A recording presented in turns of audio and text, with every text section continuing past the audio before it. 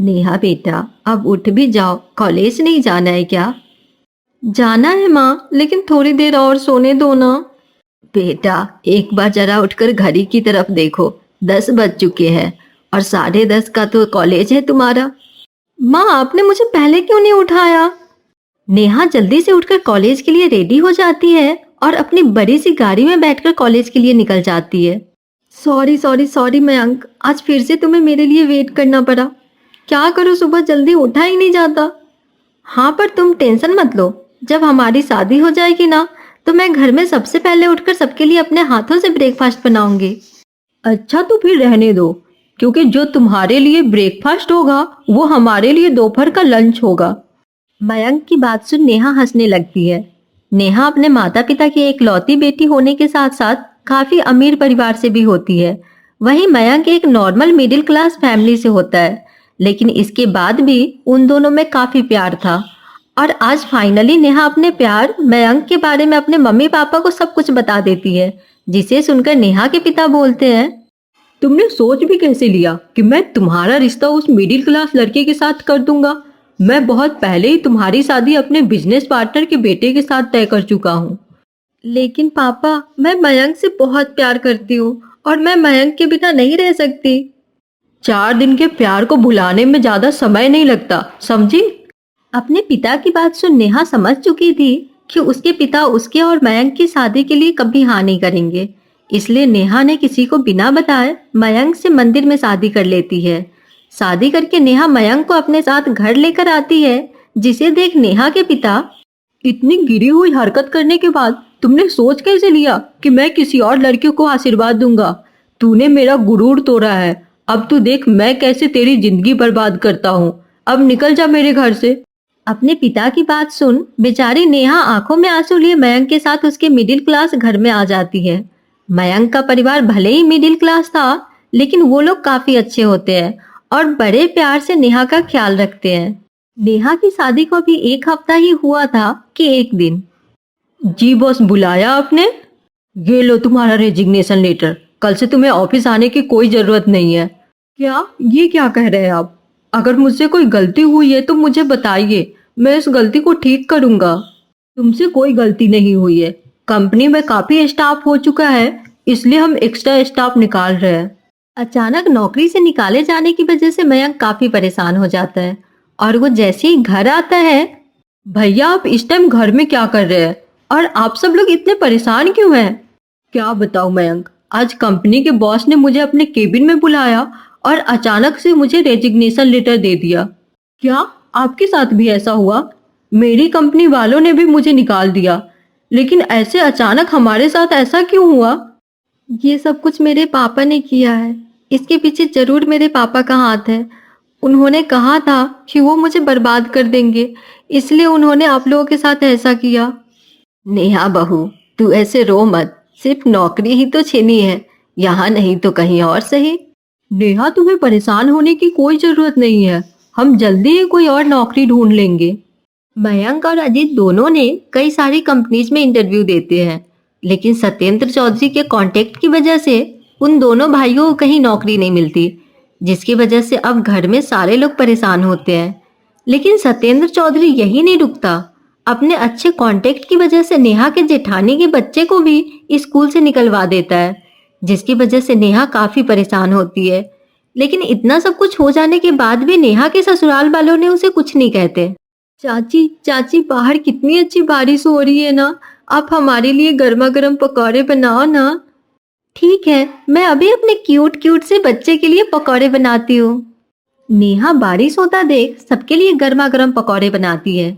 सारा परिवार पकौड़े खा रहा होता है कि तभी घर के दरवाजे पर दस्तक होती है।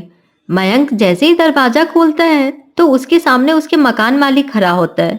अरे, इस महीने का तुम लोगों ने किराया नहीं दिया, चलो जल्दी से मेरा मकान खाली कर दो। अरे अंकल जी, हमने तो सिर्फ 1 महीने का किराया नहीं दिया है। इतनी छोटी सी बात के लिए आप हमसे ऐसे मकान कैसे खाली करवा सकते हैं?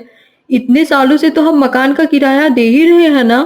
ये मेरा मकान है और हम जब चाहे इसे खाली करवा सकते हैं, समझे तुम लोग? थोड़ा तो रहम करिए हम पर, हमारे साथ छोटे छोटे बच्चे हैं। अगर आप हमसे मकान खाली करवा देंगे तो हम ऐसे मौसम में उन्हें कहाँ लेकर जाएंगे? मुझे लगता है तुम लोग ऐसे नहीं मानने वाले। उसके बाद मकान मालिक पूरे परिवार और उसके सामान को घर से बाहर बारिश में निकाल देता है। अरे साहब, आपके कहे मुताबिक मैंने पूरे परिवार को घर से बाहर निकाल दिया है। मकान मालिक को फोन पर बात करता देख नेहा समझ जाती कि उसके पीछे भी उसके पिता का ही हाथ है। पापा, मैं सोच भी नहीं सकती थी कि आप मुझसे बदला लेने के लिए मेरे परिवार के साथ ये सब करेंगे। सारे लोग नेहा को संभालते हैं और फिर पूरा परिवार बारिश में भीगता हुआ सड़क किनारे चलने लगता है। तेज बारिश और ठंडी ठंडी हवा की वजह से बच्चे को काफी ठंड लग रही होती है। माँ, मुझे बहुत ठंड लग रही है। माँ जी, बच्चों को बहुत ठंड लग रही है। अगर ये लोग ऐसे ही बारिश में भीगते रहे तो इनकी तबीयत खराब हो जाएगी। भाभी, बस थोड़ी सी और बच्चों को संभाल लो। जैसे ही कहीं सर छुपाने की जगह मिलती है हम लोग वहां चले जाएंगे। बारिश में काफी देर तक चलने के बाद नेहा को कंस्ट्रक्शन साइट के पास बना एक पब्लिक टॉयलेट दिखाई देता है, जिसे देख नेहा सभी को लेकर उस पब्लिक टॉयलेट के पास जाती है। हमारे पास इस बारिश से बचने के लिए अब सिर्फ यही एक टॉयलेट ही रह गया है। जब तक बारिश नहीं रुक जाती हम सबको इस टॉयलेट के अंदर ही रहना होगा। बारिश से बचने के लिए नेहा जैसे ही बाथरूम का दरवाजा खोलती है तो उसके अंदर से बहुत ही ज्यादा गंदी बदबू आती है। इस टॉयलेट के अंदर से तो बहुत गंदी बदबू आ रही है, हम लोग तो इसमें नहीं रह सकते। सभी लोग काफी ज्यादा परेशान होते हैं कि तभी टॉयलेट से थोड़ी दूरी पर बस स्टैंड दिखाई देता है, जिसे देख नेहा बोलती है, मयंक जी ये देखिए, यहाँ पास में एक बस स्टैंड दिखाई दे रहा है। हम सब वहीं पे चलते हैं, कम से कम इस बारिश से छुटकारा तो मिलेगा। नेहा की बात सुन सभी घर वाले उस बस स्टैंड के अंदर जाकर बैठ जाते हैं, लेकिन बगल में ही टॉयलेट बने होने की वजह से सभी को काफी बदबू आती है। चाची, यहाँ बहुत गंदी बदबू आ रही है, मुझे यहाँ नहीं रहना। हम सब घर क्यों नहीं चलते? जिस पिता ने मुझे इतने लाड प्यार से पाल पोस कर बड़ा किया, मैं कभी सपने में भी नहीं सोच सकती थी वो पिता अपनी बेटी की बर्बादी के लिए इतना सब कुछ करेंगे। मेरे आने से पहले आप लोग कितने हंसी खुशी से रह रहे थे, लेकिन मेरे आते ही सब कुछ तबाह हो गया। मेरी वजह से आपको टॉयलेट की गंदी बदबू को बर्दाश्त करते हुए इस बारिश में इस बस स्टैंड के अंदर रहना पड़ रहा है। नेहा बहू, तेरी कोई गलती नहीं है, बस गलती है तो तेरे पिता की, जो तुझे अभी तक नहीं समझ पाए। सारा परिवार बड़ी मुश्किल से उस बस स्टैंड के अंदर इतनी भयंकर बारिश में पूरी रात गुजारता है। सुबह होने पर भी बारिश नहीं रुकने की वजह से पूरा परिवार काफी ज्यादा परेशान रहता है। सभी उस बस स्टैंड के अंदर बैठे ही होते हैं कि तभी उसके सामने एक बड़ी सी गाड़ी गुजरती है। उस गाड़ी में कोई और नहीं बल्कि नेहा के माता पिता ही थे। नेहा की माँ शकुंतला की नजर जैसे ही नेहा और उसके ससुराल वालों पर जाती है, जिस बेटी को आज तक हमने मखमल के बिस्तर पर सुलाया, नंगे पैरों से कभी जमीन पर चलने नहीं दिया, आज उसकी क्या हालत हो गई है। ये सब कुछ आपके गुस्से की वजह से हुआ है। कोई बाप अपनी बेटी से इस तरह बदला लेता है क्या? अभी भी वक्त है, सब कुछ ठीक कर दीजिए। उसने मेरा गुरूर तोड़ा है और मैं हर किसी को माफ कर सकता हूँ, लेकिन अपने गुरूर को तोड़ने वाले को नहीं, फिर चाहे वो मेरी बेटी ही क्यों ना हो। अपनी बेटी की ऐसी हालत देखकर शकुंतला की आंखों में आंसू नहीं रुकते। वही अपनी पत्नी की बात सुन सत्येंद्र चौधरी अपनी बेटी के साथ बिताए हुए पुराने पलों में खो जाता है।